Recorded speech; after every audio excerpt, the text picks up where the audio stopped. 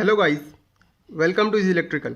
Circuit analysis के previous lecture में अपन ने देखा था नोडल और मैश एनालिसिस क्या होता है, कैसे वर्क करता है और कैसे अप्लाई करते हैं उसको। इस लेक्चर में अपन देखने वाले हैं सुपरपोजिशन थ्योरम क्या होती है, जो कि एक नेटवर्क थ्योरम का पार्ट है। ठीक है, अगर आपने इस चैनल को अभी तक लाइक एंड सब्सक्राइब नहीं किया तो प्लीज़ लाइक एंड सब्सक्राइब कर ले और ज़्यादा से ज़्यादा शेयर करें। तो चलिए शुरू करते हैं सुपरपोजिशन थ्योरम क्या होती है। तो सुपर जो पोजिशन जो थ्योरम है अपनी, वो actually only on linear network पे वर्क करती है। ठीक है, किस पे वर्क करती है? लीनियर नेटवर्क पे। अब लीनियर नेटवर्क क्या होता है? लीनियर नेटवर्क वो होते हैं जो दो प्रॉपर्टी होती है, अपने मैंने बताया था प्रीवियस लेक्चर में, जिसका मैं आपको लिंक आई बटन में दे दूंगा। जो प्रीवियस लेक्चर में अपन ने देखा था, जो लीनियर नेटवर्क होते हैं कौन से होते हैं? जो एक तो होमोजेनिटी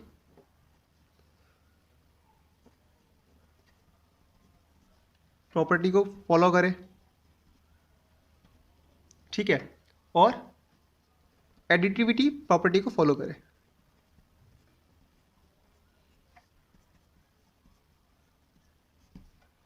ठीक है, होमोजेनिटी प्रॉपर्टी क्या होती है? जैसे कि मान लिया कोई एग्जांपल लेते हैं अपन।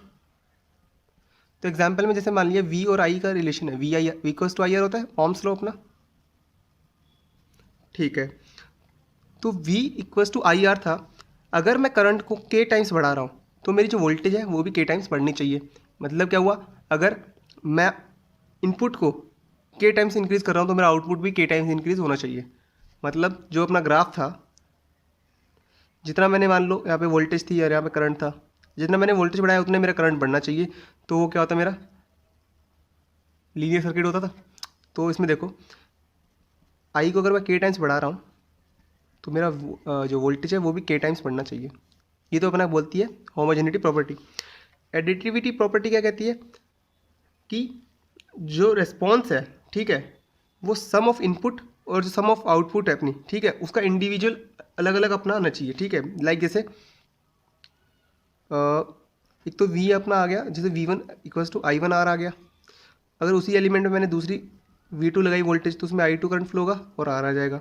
ठीक है, अगर मैं इन दोनों को करंट को आपस में जोड़ दूँ तो मेरे पास जो वोल्टेज आनी चाहिए वो इंडिविजुअली सेपरेट आनी चाहिए, अलग अलग। ठीक है, अगर मैं KCL लगाऊँ इस पर तो I1 प्लस I2 हो जाएगा।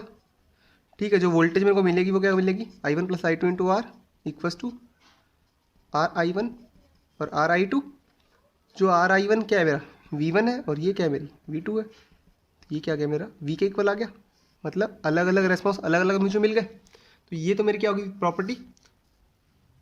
एडिटिविटी और होमोजेनिटी। अगर ये दोनों फॉलो हो रही है तब मतलब जो अपना नेटवर्क है वो तो है लीनियर। अब उसके बाद में जो अपना कॉन्सेप्ट आता है कि सुपरपोजिशन थ्योरम होती है, वो ओनली ऑन कब लगती है? जब नेटवर्क में इंडिपेंडेंट सोर्स प्रेजेंट हो और उसकी जो नंबर ऑफ इंडिपेंडेंट सोर्स है वो एक से ज़्यादा हो।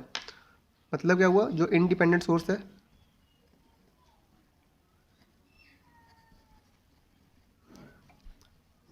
Must be present and more than one. तो ये तो गया मेरा जो नेगलेक्ट नहीं कर सकते, एक इंपॉर्टेंट कॉन्सेप्ट है इसका, और ये भी एक इंपॉर्टेंट था अपना। ठीक है, तो अब देखते हैं स्टेप कैसे होते हैं, कैसे अप्लाई करते हैं अपन इसको सुपरपोजिशन थ्योरम को। ठीक है, तो स्टेप्स की बात करते हैं अपन, वन बाय वन देखते हैं। तो स्टेप में क्या होगा? देखो, किसी सर्किट के अंदर इंडिपेंडेंट सोर्स होंगे। इंडिपेंडेंट सोर्स है जो, वो कौन कौन सा हो सकता है? या तो मेरा वोल्टेज हो सकता है, या मेरा क्या होगा? करंट हो सकता है। ये दो ही तो सोर्स हो सकते हैं। ठीक है, डिपेंडेंट सोर्स प्रेजेंट हो सकते हैं बट इंडिपेंडेंट सोर्स प्रेजेंट होना मस्ट है। अब उसको करना क्या है अपने को? जब अगर मतलब किसी एलिमेंट में अपन को मान लो कोई सर्किट है, ठीक है, उसके अंदर अपने को मुझे निकालनी है रजिस्टर के ऊपर वोल्टेज या करंट निकालनी है, करंट की वैल्यू निकालनी है।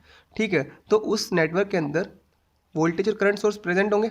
ठीक है, मान लिए दो वोल्टेज सोर्स प्रेजेंट है और एक करंट सोर्स प्रेजेंट है। ठीक है, तो मैं क्या करूँगा? वन बाय वन एक को प्रेजेंट रखूँगा, बाकी दोनों को रिप्लेस कर दूंगा। जैसे कि वोल्टेज सोर्स को अपन रिप्लेस कर देते हैं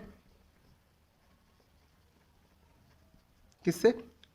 शॉर्ट सर्किट से। और जो करंट सोर्स होता है वो रिप्लेस हो जाता है अपना ओपन सर्किट से।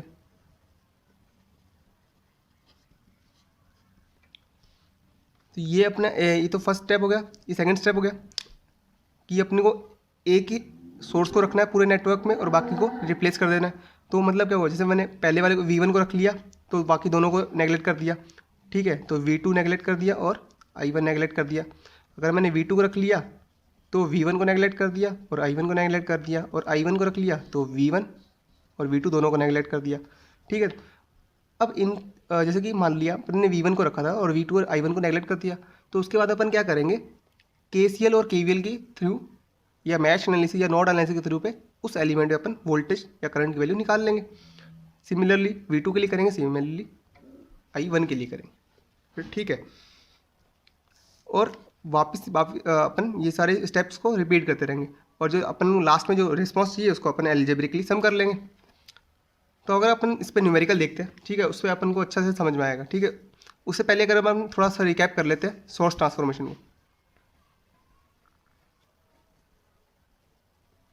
ये मैंने प्रीवियस लेक्चर में समझाया था, इसका लिंक मैं आपको आई बटन में ऊपर दे ही दूंगा, ठीक है। तो सोर्स ट्रांसफॉर्मेशन में होता क्या है,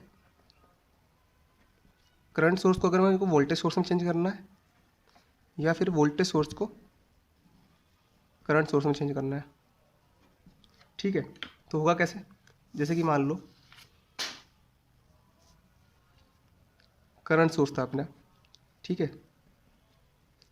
करंट सोर्स के हमेशा पैरेलल में क्या होता था अपना, एक रेजिस्टेंस होता है, ठीक है। ये मान लिया R, ये मान लिया I, ठीक है। और मुझे वोल्टेज सोर्स में चेंज करना होता तो क्या करना पड़ता था, एरो कनेक्शन ऊपर है मतलब प्लस माइनस ऐसे होगा, और इसके सीरीज़ में होता था R। तो ये तो रेजिस्टेंस की वैल्यू सेम होती थी, और जो वोल्टेज की वैल्यू थी वो क्या होती मेरी, देखो V इक्वल्स टू क्या होता था IR, तो I इंटू R हो जाता, इन दोनों का मल्टीप्लाई, तो ये मेरा वोल्टेज आ जाता। तो करंट सोर्स किस में चेंज हो गया, वोल्टेज सोर्स में। सिमिलरली वोल्टेज सोर्स को करंट सोर्स में चेंज करना हो तो कैसे करेंगे, एक वोल्टेज सोर्स ले लिया, इसकी वैल्यू V थी, ये रेजिस्टेंस ले लिया R, इसको अगर चेंज करना हो, इक्विवेलेंट होते सारे, तो ये करंट सोर्स आ गया मेरा, इसके पैरेलल में क्या आ गया, रेजिस्टेंस, जिसकी वैल्यू कितनी होगी R, और I इक्वल्स, देखो V इक्वल्स क्या होता है IR, तो I इक्वल्स क्या होगा V अपॉन R, तो इसकी वैल्यू कितनी हो जाएगी V अपॉन R। V ये रहा, R ये रहा, डिवाइड कर देंगे, अपने पास करंट की वैल्यू आई जाएगी। प्लस माइनस की वैल्यू अपन देख ही लेंगे, पोलैरिटी अगर प्लस ऊपर है तो एरो का निशान ऊपर होगा, करंट मतलब यहाँ से लीव करनी चाहिए, ठीक है। तो ये हो गया अपना सोर्स ट्रांसफॉर्मेशन। इसका बटन इसका मैं लिंक आपको डिस्क्रिप्शन में दे दूंगा और आई बटन में दे दूंगा, ठीक है। अब अगर अपन बात करते हैं एक न्यूमेरिकल की, ठीक है, तो सुपरपोजिशन के ऊपर न्यूमेरिकल समझते हैं कि कैसे अपन इसको अप्लाई कर सकते हैं।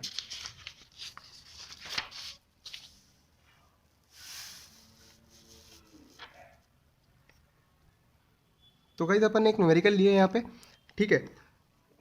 तो देखते हैं अपन को निकालना क्या है सुपरपोजिशन थ्योरम की मदद से, जो 3 ओम का रेजिस्टेंस है, ठीक है, 3 ओम का रेजिस्टेंस है, उसके ऊपर अपन को आउटपुट वोल्टेज निकालनी है, ठीक है। तो इसमें देखो पहली बात तो 2 करंट सोर्स और एक वोल्टेज सोर्स प्रेजेंट है, ठीक है। तो सबसे पहले मैं क्या कर रहा हूँ, वोल्टेज सोर्स को प्रेजेंट रखता हूँ और इन दोनों को हटा देता हूँ। तो जो करंट सोर्स था मेरा वो क्या हो जाएगा, ओपन सर्किट, ये भी ओपन सर्किट हो जाएगा। तो जो मेरा डायग्राम बनेगा वो कैसा बनेगा, कुछ इफ़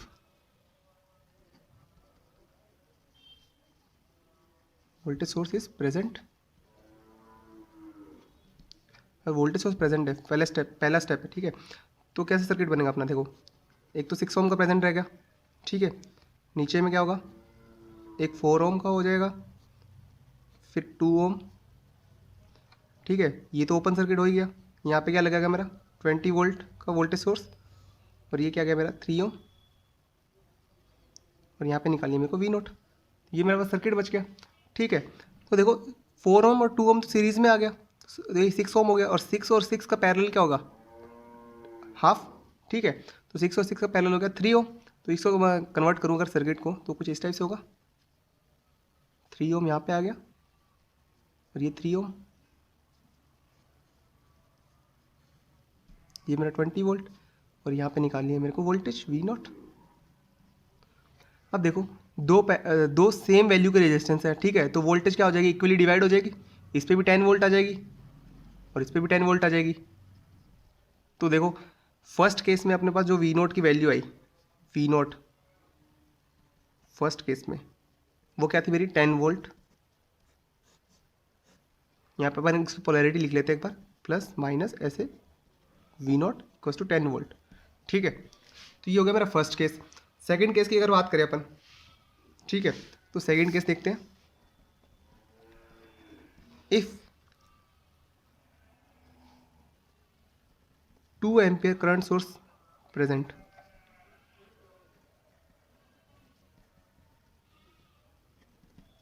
ठीक है, अगर 2 एम्पियर का जो करंट सोर्स है वो प्रेजेंट होगा सर्किट के अंदर, तो क्या होगा, तो ये ओपन सर्किट हो जाएगा और ये शॉर्ट सर्किट हो जाएगा। ठीक है, तो अगर ये शॉर्ट सर्किट हो गया, ये ओपन सर्किट हो गया, तो देखो जो 4 और 2 वाला, ये तो क्या हो गया मेरे सीरीज़ में, तो क्या होगा, ये 4 और 2 हो गया 6 ओम, ये भी 6 ओम और ये 3 ओम इसके पैरेलल में आ जाएगा, तो सर्किट कुछ इस टाइप से बन जाएगा। एक तो ये 6 ओम का हो गया, फिर एक करंट सोर्स आ गया, फिर इसके पैरेलल में एक 6 ओम का आ गया और एक 3 ओम का आ गया यहाँ पे। ठीक है, और ये मेरी क्या है, 2 एम्पियर करंट है। अब मुझे निकालनी किसमें करंट, 3 ओम वाले में, क्योंकि इसी के अक्रॉस तो अपनी वोल्टेज आएगी। देखो यहाँ पे मेरे को निकालनी है वोल्टेज, जो इसकी पोलैरिटी है एक्चुअली वो नेगेटिव टू पॉजिटिव है। ठीक है, तो अब देखते हैं करंट कैसे निकलेगी। तो देखो 6 ओम और 3 ओम, ठीक है, तो इन दोनों का मैं पैरेलल ले लेता हूँ। ये 6 ओम हो गया, इक्विवेलेंट डायग्राम बना रहे हैं इसके वापस से। इसके बाद में ये क्या हो गया, 6 और 3 का पैरेलल देखो कैसे निकलेगा, 6 इंटू 3 18 अपॉन 6 प्लस 3 9, मतलब इसका जो आर इक्विवेलेंट आ गया 6 पैरेलल 3 का 2 आ गया, मतलब यहाँ पे 2 ओम का रेजिस्टेंस मैं रिप्लेस कर देता हूँ। ये मेरा 2 एम्पियर है। अब देखते हैं इसमें करंट डिवीज़न रूल लगाते हैं, तो जिसमें मुझे करंट निकालना है उसके अपोजिट वाले रेजिस्टेंस को मैं हमेशा ऊपर रखता हूँ। तो ठीक है, अगर मुझे निकालनी है I2, ठीक है मान लो, तो I2 निकालने के लिए करूँगा इसके अपोजिट वाले रेजिस्टेंस को ऊपर, ठीक है, अपॉन में टोटल सम 8 इंटू 2, 2 4 ज़ा 8,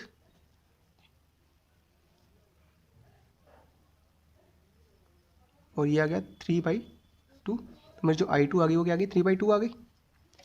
ठीक है,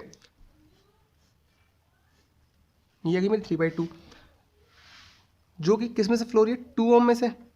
अब देखो जो 2 ओम वाला रेजिस्टेंस था एक्चुअली वो दोनों का पैरेलल था, किसका किसका, 6 ओम का और 3 ओम का। ठीक है, तो मतलब क्या है, यहाँ पे कितनी आ रही थी अपनी, 3/2 एम्पियर आ रही है, ये I2 थी जो अपनी। तो ये देखो मुझे निकालनी है 3 वाले में से, तो मैं क्या करूँगा, वापस अपोजिट वाले का ऊपर रख लिया, अपॉन में सम। ठीक है, मान लो मेरे को I3 निकालनी है वापस से, तो I3 क्या हो जाएगी मेरी, 6 देखो अपोजिट वाले 6 अपॉन में 3 प्लस 6 9 इंटू 3/2, 3 3 जा 9, 2 3 जा 6, 3 से 3 कट गया 1, तो I3 की वैल्यू आ गई 1। मतलब क्या हुआ, जो 3 ओम का रेजिस्टेंस है उसके अंदर से 1 एम्पियर करंट फ्लो हो रही है।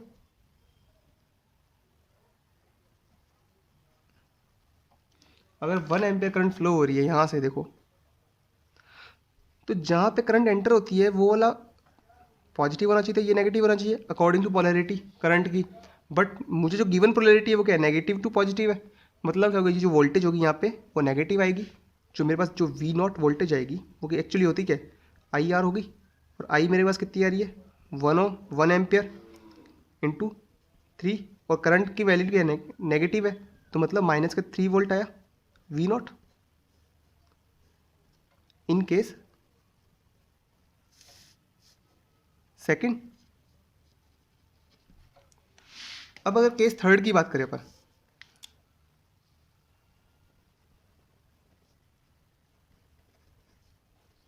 ठीक है, तो थर्ड केस में क्या होगा, ये क्या हो जाएगा अपना ओपन सर्किट हो जाएगा, ये शॉर्ट सर्किट हो जाएगा, और इसको अपन प्रेजेंट रख रहे हैं। तो ठीक है, तो जो अपना इक्विवेलेंट सर्किट होगा वो कुछ इस टाइप से बनेगा। इसमें हुआ क्या था अपना, देखो एक तो 6 ओम वाला प्रेजेंट रहेगा, ठीक है, उसके बाद में 2 एम्पियर वाला तो हो गया अपना ओपन सर्किट।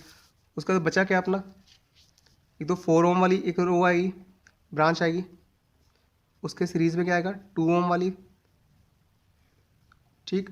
फिर यहाँ पे आएगा अपना करंट सोर्स 1 एम्पियर वाला, ये शॉर्ट सर्किट था यहाँ से, और ये क्या आ जाएगा यहाँ पे 3 ओम, और इसके क्रॉस वोल्टेज कितनी मेरी V0, ये जो मुझे फाइंड आउट करनी है। तो देखो सिंपल सी बात है, इसके अंदर लगाते हैं अपन नोडल एनालिसिस, ठीक है। तो नोडल एनालिसिस कैसे लगा देंगे, मान लो देखो ये और ये देखो सारे पॉइंट कॉमन है, तो इसको तो मान लेते हैं अपन रेफरेंस V0, इसकी वैल्यू क्या थी 0 वोल्ट। ये मान लिया मैंने V1 पॉइंट है और ये मान लिया मैंने V2 पॉइंट है, ठीक है। तो देखो V1 पे अपन नोडल लगाते हैं, तो V1 minus 0/4 plus V1 minus V2, क्योंकि अपन जहाँ खड़े होते हैं वो हायर पोटेंशियल, बाकी सब लोअर पोटेंशियल, तो V1 माइनस V2/2, ठीक है। देखो ये करंट आ रही है, दोनों को सेटिस्फाई करेगी, मतलब ये इक्वल्स टू आएगी 1 एम्पियर। एक तो ये इक्वेशन हो गई। दूसरी इक्वेशन यहाँ से आएगी V2 माइनस 0/6 ओम, V2 minus 0/6 ohm plus V2 minus V1/2 ओम, एक तो ये हो गया। और क्या होगा देखो V2 माइनस 0/3 ओम, ठीक है, इक्वल्स टू 0। यहाँ पे कोई करंट आया नहीं रही। देखते हैं तो अगर इन दोनों क्वेश्चन को सॉल्व करते हैं अपन, ठीक है, तो मेरे पास V1 और V2 की वैल्यू आ जाएगी, ठीक है। तो अगर मैं इस वाली क्वेश्चन को अगर एलसीएम लेकर सॉल्व करता हूँ, जो मेरे फाइनल वैल्यू आएगी इसको सॉल्व करने के बाद, वो क्या आएगी मेरे पास, जो V1 है वो इक्वल्स टू है 2 ऑफ V2 के, ठीक है। ये V1 की वैल्यू मैं यहाँ पे पुट कर देता हूँ, तो मेरे पास जो फाइनल रिजल्ट क्या आएगा अपने पास, जो V2 की वैल्यू है मेरी वो क्या आएगी मेरे पास 1 वोल्ट, ठीक है। मतलब क्या हुआ, यहाँ पे आ गई मेरे पास 1 वोल्ट, और देखो ये 1 वोल्ट और ये ग्राउंड, यही तो मेरी क्या है V0 है, ठीक है। तो मतलब क्या हुआ, जो मेरी V0 है वो भी मेरी क्या कितनी आ गई 1 वोल्ट आ गई। पोलैरिटी क्या होनी चाहिए, same polarity, higher potential to lower potential, ठीक है। तो अब देखते हैं तीनों का, अपन बस जो तीनों वोल्टेजेस थी, जो फर्स्ट केस में वोल्टेज आई थी V0, देखो तो एट लास्ट अपन क्या करेंगे, डायरेक्टली अलजेब्रिक सम कर लेते हैं, ठीक है। तो जो V0 वोल्टेज आएगी फर्स्ट केस में कितनी थी मेरे पास 10 वोल्ट थी पॉजिटिव की, सेकंड केस में कितनी आई थी नेगेटिव की 3 वोल्ट, और लास्ट केस में कितनी आई थी प्लस की 1 वोल्ट। तो टोटल अपनी कितनी आ गई 8 वोल्ट, ठीक है। तो जो मेरा V0 आएगा आउटपुट में वो आ गया मेरा 8 वोल्ट, ठीक है। तो अपन ने इस न्यूमेरिकल में क्या देखा कि एक सोर्स को प्रेजेंट रखो, बाकी को उनके मतलब जैसे कि करंट सोर्स को तो ओपन सर्किट कर दिया और वोल्टेज सोर्स को शॉर्ट सर्किट कर दिया, ठीक है। तो मतलब एक एक को रखते जाओ और वैल्यूज निकालते जाओ, ठीक है। तो इसमें अपन ने देखा कि करंट डिवीजन रूल भी लगा लिया अपन ने, ठीक है। इक्विवेलेंट रेजिस्टेंस भी निकाल लिया, नोडल एनालिसिस भी लगा लिया, ठीक। वोल्टेज डिवीजन रूल भी लगा लिया यहाँ पे अपन ने। तो मतलब क्या हुआ, एक ही न्यूमेरिकल से बहुत सारी चीज़ें अपन ने देख ली। तो गाइस नेक्स्ट लेक्चर में अपन मिलते हैं एक नए थ्योरम के साथ, जिसको अपन बोलेंगे अपन जो नई थ्योरम है अपनी थेवेनिन थ्योरम, ठीक है। तो मिलते हैं गाइस नेक्स्ट लेक्चर में। प्लीज़ चैनल को लाइक सब्सक्राइब एंड शेयर करें। Thank you.